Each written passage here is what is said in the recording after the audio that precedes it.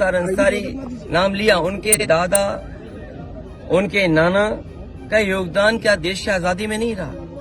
किन परिस्थितियों में, किन वजह से चीजें बदली, लेकिन समाज और परिवार, और खासकर ये परिवार आज भी गरीबों के दुख दर्द में शामिल है। क्या आपने नहीं देखा कि जन सैलाब यहाँ पर आ गया? वो लोग जिन्होंने यहाँ पर परिवार के साथ खड़े होकर के ये बताया कि वे परिवार के साथ हैं। क्या प्रशासन नहीं भेदभाव कर रहा था? क्या सरकार भेदभाव नहीं कर रही थी? हम जितने लोग हैं, क्या हम ये स्वीकार कर लेंगे कि नेचुरल डेथ थी? क्या आम जनमानस में ये भावना नहीं है कि कुछ सरकार छिपा रही है? और रशिया में क्या एक लीडर ऑपोजिशन को जहर देकर नहीं मारा गया? रशिया में नहीं मारा गया क्या? कितने लोगों की जान चली गई? रशिया में अभी लीडर ऑपोजिशन को इसी तरह जेल में रख करके, और जेल में नहीं जहर दे दिया गया? आप सोचो, भारत सरकार पे आरोप लगा कि आप हमारे देश में हत्या करा रहे हो। क्या कनाडा के प्राइम मिनिस्टर ने भारत पर आरोप नहीं लगाया? क्या अमेरिका में आपने जिसको सुपारी दी थी वो नहीं पकड़ा गया? एक अधिकारी और एक व्यापारी मिलकर के एक हत्या कराना चाहते थे अमेरिका में, वो व्यापारी क्या जेल में नहीं है? सोचो, आप क्या कल्पना करोगे? आप भारतीय जनता पार्टी जो कहती है हम विश्व गुरु बनने जा रहे हैं, हम विकसित भारत बनेंगे, क्या विकसित भारत की यही डेफिनेशन होगी कि हम दूसरे देश में जाकर के हत्या करा देंगे? क्या भारत पे हत्या का आरोप नहीं है? एक व्यापारी, उसने $1,00,000 देने की बात की और हत्या कराने की प्रयास किया, दूसरे देश में पकड़ा गया, जेल में है। भारत सरकार का अधिकारी शामिल था।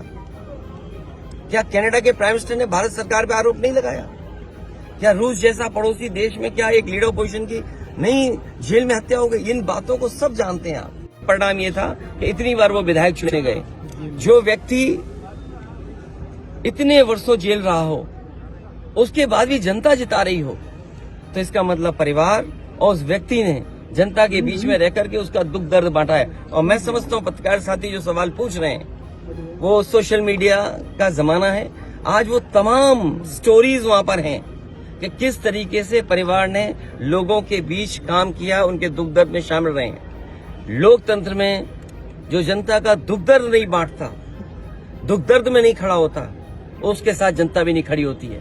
और वो जिस दिन खबर सुनी लोगों ने, और आज तक जिस तरीके से परिवार से लोग जुड़ रहे हैं, ये बताता है कि परिवार के लोग जनता के बीच में रहकर के उनके दुख दर्द को समझते हैं। भरोसा बढ़े। और सोचिए आप, इंस्टीट्यूशंस खत्म हो रही हैं, हम किस पे भरोसा करें? हम पुलिस से शिकायत करें, पुलिस न्याय नहीं दे रही है। हम किसी अधिकारी से बात करें, अधिकारी न्याय जनता को नहीं दे रहा। तो इन इंस्टीट्यूशंस को खत्म किया, ये आरोप कोई हम लोग नहीं लगा रहे हैं। क्या आपने नहीं पढ़ा कि गवर्नर रहे जम्मू कश्मीर के, उन्होंने कहा ये आखिरी चुनाव डेमोक्रेसी का, अपने वोट से बचा लो। अगर वोट से डेमोक्रेसी नहीं बची तो डेमोक्रेसी हमेशा हमेशा के लिए खत्म हो जाएगी। इसीलिए इंस्टीट्यूशंस को खत्म कर रहे हैं। हम किस पे भरोसा करें? इस सरकार ने भरोसे को और सच्चाई को मारा है।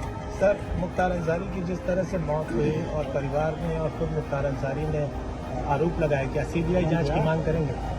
मैंने अपने स्टेटमेंट में ये कहा, सुप्रीम कोर्ट के सिटिंग जज की निगरानी में, कोर्ट के सिटिंग जज की निगरानी में अगर जांच होती है तो न्याय मिलेगा।